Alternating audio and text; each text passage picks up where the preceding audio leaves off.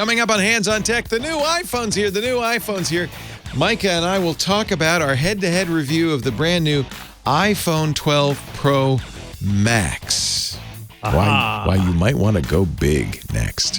Hands on Tech is brought to you from TWiT's LastPass Studios. Using the same password everywhere is a security nightmare waiting to happen. LastPass puts you in control of your online life by storing all of your unique passwords in a secure, encrypted vault. Visit lastpass.com/twit. This is TWiT.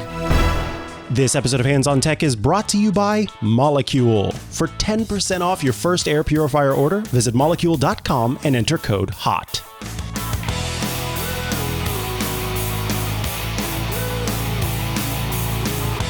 Hello, Mikah Sargent. Hello, Leo Laporte. Here we are on a very happy red letter day for you and for me, because we have circles on our iPhone cases. Did you get gold? Did you go with gold? No, I got the same color as you. Sorry to say. I thought you were going to get gold. No, gold is not my thing. No, and it's gold normally my thing. But I was looking at my iPhone 11, which is gold, and I thought, Leo, it's time to stop being so tacky. It's time to be Amen, sir. time to grow up and have a subtle, beautiful blue. And look at the aluminum on this. And this is why you keep it in a case, because it ain't going to be that shiny if you don't. Yeah. Well, you got steel on yours. I got blue steel, baby. Yeah, blue steel, man. That is, yes, that's surgical steel. So if you ever need an operation, I'll just take it right off. Yeah, in fact, if you just pull it just right, you can make a scalpel out of it. Sharp. This is the U.S.-only window for the non-existent Verizon 5G. That's nice. Although, no, I had a 5G tower installed in my house, so I'm getting perfect 5G. Let me turn off my Wi-Fi, because at home I was getting T-Mobile 5G, which was pretty cool. But let me turn off the Wi-Fi, see if I'm getting it here. No, it's LTE here. But I was at home getting 5G, and you know what? It was exactly the same speed as the LTE. Now, I have to say, John Gruber said, "This is too big. It's too heavy. I don't like it. It's massive." And when I read that review, I thought, oh my God, what have I done? It is the biggest iPhone ever. Yes. He said, it is laughably large. Is it laughably? He said, the camera bump. Oh my God, the camera bump. About that. You know, yeah, you can't lie it flat. But, you know, if you have a case, in most cases, the camera bump. See, this Apple case has a ridge to protect the camera. You probably do want a case, because otherwise you're putting the camera lens, down on the surface. And yes, I guess it's big. I don't have particularly big hands. I love it, and it feels heavy, but that feels like quality, right? That feels like you're getting something that's some solidity. For me, it's not so big that it's an issue, but I mean, I have to say, when I first opened it, I thought, oh wow, this is bigger, for sure. Yeah. But I do kind of have monster hands, and so it wasn't an issue for me to be able to hold it.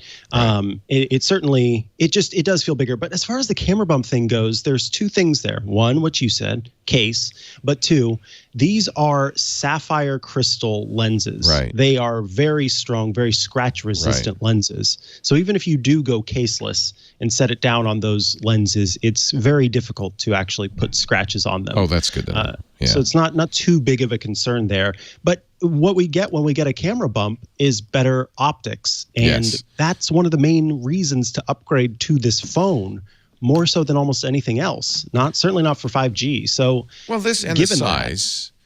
Right. We should point out, sometimes with an Apple device, a bigger screen just means bigger icons. Right. In fact, many cases it does. Even on the home screen, that's all it means, because the home screen's only going to have the same grid that it always has. But you do see more text, you see more web page. They're using the screen in apps. You're seeing more real estate. Gaming is improved if that's a thing you do on your devices. Zoom. I'm an old guy, so I zoom. I like a little bit bigger text. I make the text bigger and I zoom. I like the size. I don't have any problem with how it still fits in your pocket. It's not like it's, remember, the screen's increased the phone dimensions themselves are not particularly larger. Right. I do and it's also, easier to hold. I love the flat sides. I'm so glad we're back on the flat sides. This is the old iPhone 4 and 5 design. And I think they did it because of the 5G antennas, would be my guess.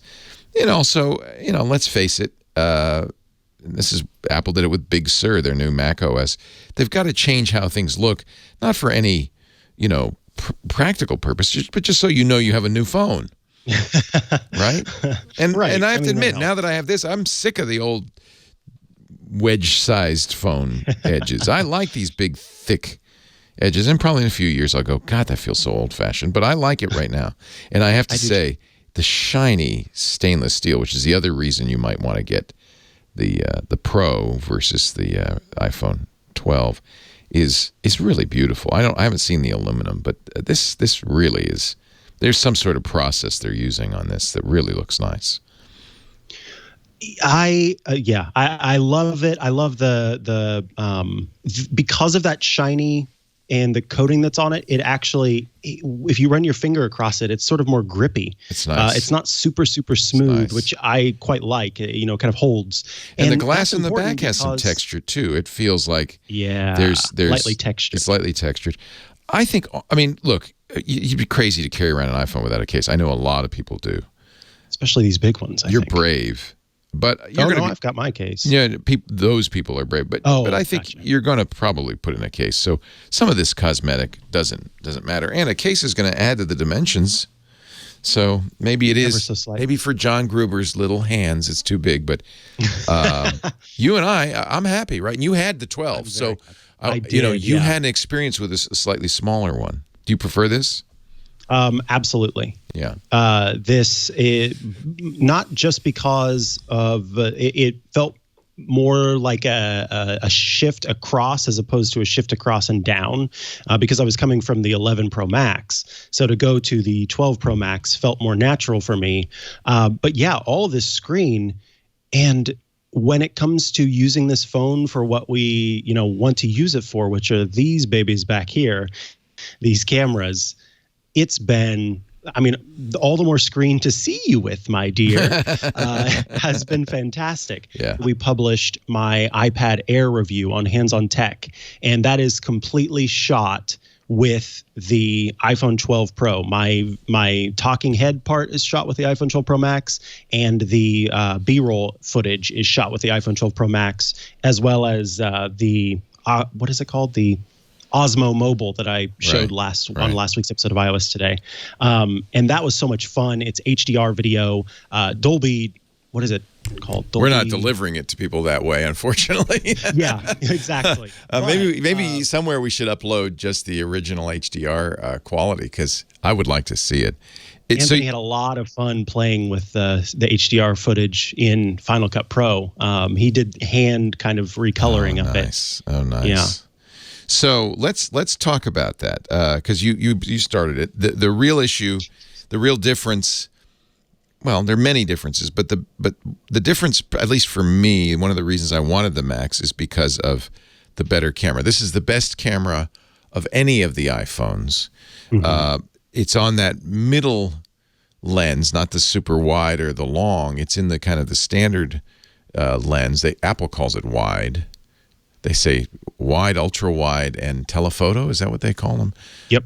But the wide, which I would call the normal lens, has sensor image stabilization, which is kind of a unique way of doing image stabilization that only higher end cameras really usually have. It also has a very much bigger sensor, which means larger dots, which means more light gathering. It should be the best camera Apple's ever made. Do you think? You can compare it yourself to the iPhone 12. Yes, and so far, so awesome. I think that we cannot discount, it's so easy to tie this little Lidar sensor to only being about augmented reality, and we cannot discount that Lidar sensor in its help with focus, because when I was shooting footage of the iPad Air, and I'm, like I said, using that gimbal and moving in and out of this footage, it is perfectly refocusing as I go from some near macro shots to some wider shots of this footage. And the focus is instant to a point that it looks like it's rack focus almost. The ability for it to shoot photos in low light was also incredible. The other day, I had a phone call with my family, and I was talking to them about, they asked me kind of what I was up to. I was making a meal. And so then they said, can you please take a photo of the meal after it's ready? So it's dark. So I'm going to show you this photo. It was so much darker in the living room than this photo will lead you to believe. Isn't that mind-boggling? And yet it looks like these are lit. Yeah, this looks like it was a lit photo. Yeah. And not only that, but one thing that by the way, that looks like an excellent meal. It was, I wish I could remember what it is. Was that the Habit? Where were you? No, I made these. You made that? Yes. Garlic fries and delicious hamburgers? Yes, I made garlic fries and delicious hamburgers. You made delicious hamburgers? I made delicious hamburgers. Oh, man. Here's what's awesome about this. Can I come to your house for dinner? You'll have to sometime. It looks like the Habit. It looks amazing. Thank you. How'd you make the fries? Those are sweet potato fries. You take a gigantic sweet potato, you cut it into planks, and then you cut those planks into. Do you have a deep fat fryer? Do you have a fry basket? No, those are roasted. Roasted, baby. And then after that, you take it and you put it right underneath the broiler. Okay. And so now you know how good that picture is, because now I'm not thinking about the picture. I'm thinking about the food, but that's what you want, right? That is what you want. And this is two things that we have to talk about here. One, we talked about the light, but we also have to talk about the fact that typically when you take a photo of food on a smartphone, the standard photo that comes off of that bad boy looks a little sickly. You end up having to make some adjustments to make the food not look so bland, so plain.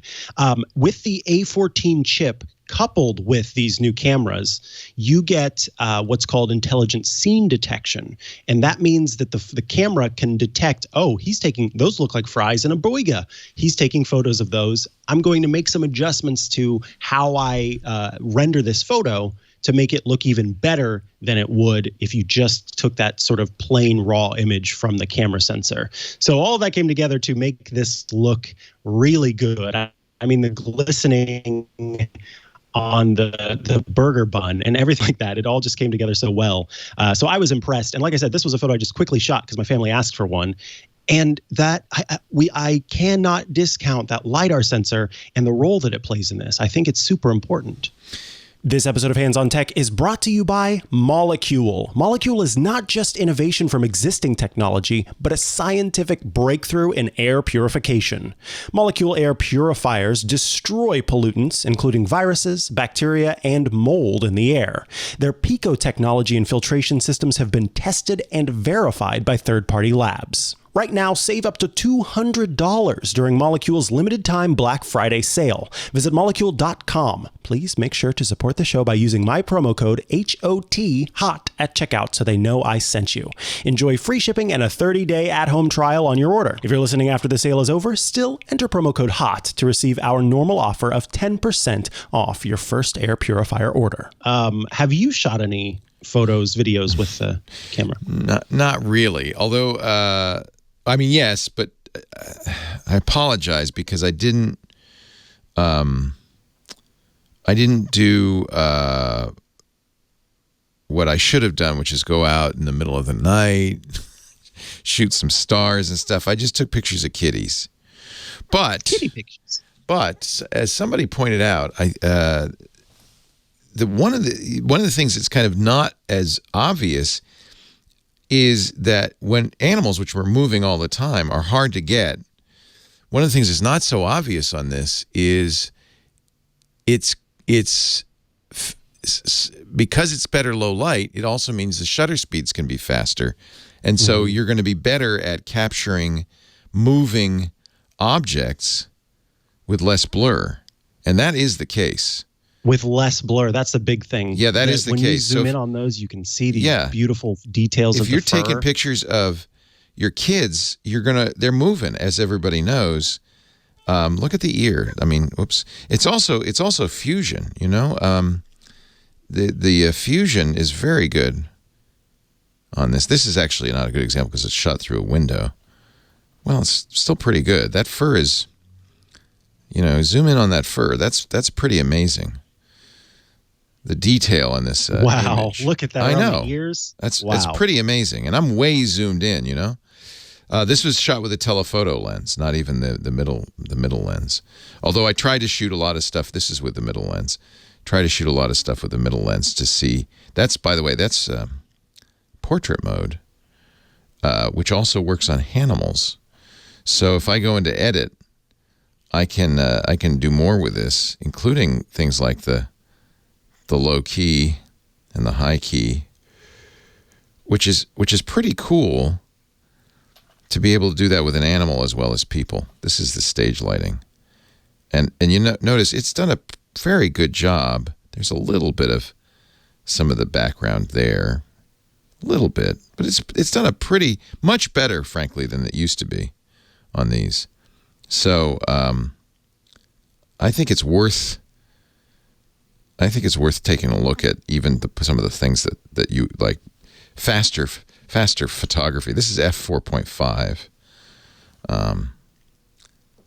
which all of this is shot in auto. Yeah, I think it's pretty amazing what you're able to get. This cat was moving fast. So, but I didn't do any of the. Did you do some besides? Did you do any like night skies or anything like that out there? So with my. Well, okay, I can't show this. Well, okay, here's what I could do. I can show one photo because basically what had happened was outside of my house last night, there was this loud boom. And I looked out the window and there was a car with its flashers on. And I couldn't really see kind of what was going on and needed to see if somebody was okay or not. And so I thought, oh, this has low light. You know, the camera has low light. Yeah.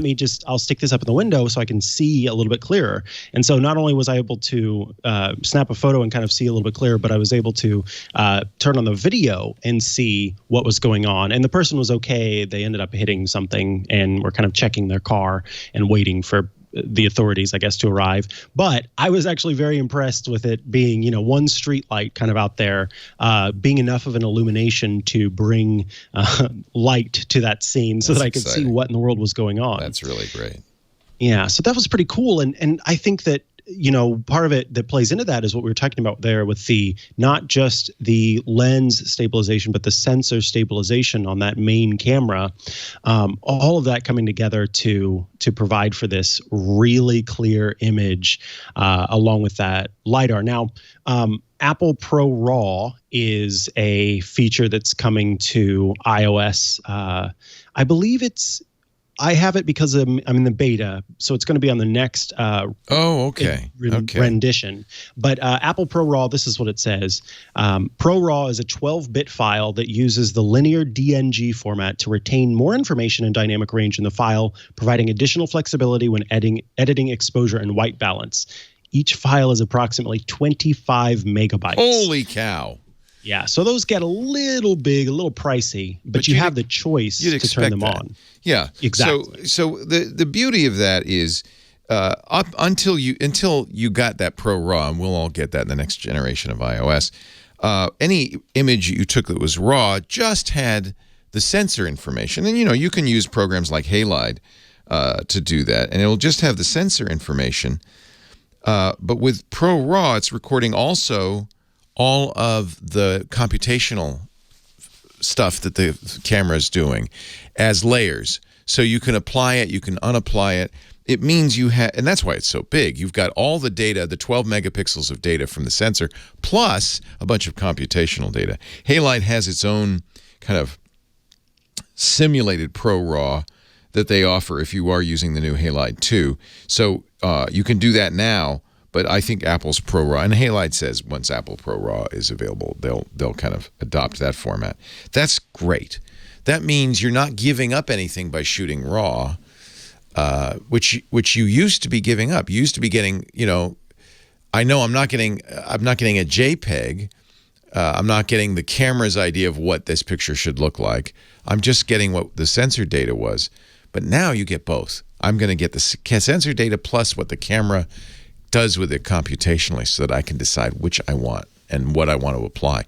And presuming the iPhoto, which is Photos, I guess they call it now, which has been greatly updated on Big Sur, and it has many more editing features now. I'm presuming it and the and Photos on the phone and the iPad will be aware of this format, this ProRAW format, and allow you to selectively say, well, I like this additional, lighting that's being applied by the computational photography, so I want to apply that, but I don't want to apply the colors that they're pulling, things like that. And I'm hoping that that's what we're going to be able to see. If that's the case, this is going to be an amazing platform, even in some ways superior to what you could do with professional cameras. With professional cameras, there's very little computational photography going on at all. They presume the photographer is going to take the raw data, and most pros shoot raw, and then go into Photoshop or Lightroom or Luminar or Affinity and add the features and the things that they want. But that's a lot of work. And if you take a lot of photos, it's a one photo by photo process that can take hours sometimes per photo. Just watch Aunt Pruitt's Hands-on Photography and you'll get some idea of how much work that is. So the idea that you'd have kind of the advantages that the camera computational photography provides, as well as the raw image, I think this is potentially going to be great. I look forward to seeing what Pixelmator Photo and Pixelmator Pro do with this as well. Yes. Those guys are really keeping up with all the new features, and I imagine they'll be pretty impressive. I'm looking forward to that as well. So there you go, right? I mean, what else do we have? MagSafe. I guess. How do you like the MagSafe charging, You got to... See, I don't have my puck yet. It is, initially, it looks like a very giant puck. Yes, it's a larger Apple Watch charger. It was funny, my little brother, he is a pretty big Apple nerd as well. And so he was asking me, he got the 12 Pro Max, and he was asking me about the puck. And he said, presumably you can't use the Apple Watch charger with it. And I said, sadly, you cannot. You will need to have one. That would be funny, wouldn't it? Right? Just doop, that little thing in there. So I ordered him one so that he could check it out and see what it's like. You're a sweet brother. This I ordered one for my mom. She has it. Mine, for some reason, is going to come on the 24th, so I can't try it. But I'm still using. These are my old Qi chargers. They work fine. You see, it's charging, and I use it at home. And honestly, I'm not in a hurry because I'm almost always charging overnight, so I don't mind having. You notice I did get the MagSafe case. Did you have to have that? No. It'll go back to the 7-watt charging without a MagSafe. So, because what's in this MagSafe case is a little bit of a metal ring that I guess is passing along the inductance charging field through the case, so it has a higher speed charging. You can see this is actually not just a paint. This is actually some sort of material. I don't know if it's metal or maybe it's a plastic, but it's going to presumably pass along the inductance charging. What does that do? Do you know? That is the NFC chip. Same thing. So you'll have better results on NFC and MagSafe if you use this Apple. This is the Apple Clear case, and instead of just being a pure clear case, it has this additional kind of. It doesn't feel like metal necessarily. I would think it would be. I think they're embedded conductive, within obviously. that plastic, if I'm not mistaken. Yeah, it's going to be something conductive. Yeah, and the little NFC part is, for now, all that does is whenever you put the case onto your iPhone, you should see an animation on your screen. That's what that does? Yes, it's basically saying we can recognize that this is a MagSafe or a MagSafe case, so then it will work with the MagSafe charger. So it's all about kind of authorization, if that makes sense. Presumably, you're not going to be doing this a whole lot. Let's just see what happens. Yeah, you'll see a little circle pop up, or you should. It didn't do it. I've been robbed. You have been robbed. Let me try it with mine. I'm not too worried about it, honestly. But we'll see. Yeah, mine did it. I don't know why yours didn't do it. Did you do it with the puck? Did you have to put the puck on? No, with this here. I'll show you on the screen so you can kind of see. Whoops. All right, ready? All right. So we'll put this on. Yeah. And then look at the middle of the screen. It does this little. Oh, it stayed dark that time. Oh my goodness. Well, I promise you, there's just a little circle that pops up. It doesn't matter that much. And then if you put on the charger, not only does the circle pop up, but it also does the animation of a charging in the middle. So that's the difference. It didn't do anything. Darn it. Well, okay, forget it. The point is, you could still use all of your existing wireless chargers. They work just fine. They're 7.5 watts, not 50, or at best, not 15 watts. I don't think that that's going to make much of a difference. In fact, it's probably easier on your battery to slow charge it than it is to fast charge it. But if you're in a hurry, it's good to have the puck. It's good to have the puck. Have the puck. I mean, there's lots, of course, and we've talked about it in the past, lots of new features on this. I am so grateful that Apple continues. Yeah, they had the courage to drop the headphone jack, but they at least keep one legacy feature, which I really like, which is the Do Not Disturb switch is still there. Thank you, Apple, because most other phones have dropped this physical switch. I think the OnePlus phones still have a physical switch. But to me, that's the best way of silencing a phone. Is just, I'm going to flip that switch, and then I know it's in Do Not Disturb mode. I just think that's the right thing to do. I'm very happy. Yeah, it's expensive. Yeah. But so all iPhones are expensive these days. You know, even at $800, it's not an inconsequential cost. But you're getting, I think, what you pay for. I think Apple is staying well ahead of the curve in terms of design and functionality. And now with iOS 14, we're up to 14.2, and the widgets, I actually don't feel any hunger to go back to an Android device. I don't mind. Yeah, I mean, I usually carry both a Pixel or a Galaxy Fold 2 and an iPhone, but this iPhone does it all now. I think this is such a beast of a performer. I think Apple's just really lapped everybody else at this point. They've done a very, very nice job. And maybe you don't need to upgrade because you're on an iPhone 10 or 11, or the 10Rs are beautiful. They're still great. But when you do upgrade to the iPhone 12, I think you're going to be very happy. I like the new design, too. Feels good. Keep up with all the hottest tech news and gadgets. Visit twit.tv. There you'll be able to find and subscribe to all our tech shows. Thanks for watching Hands on Tech.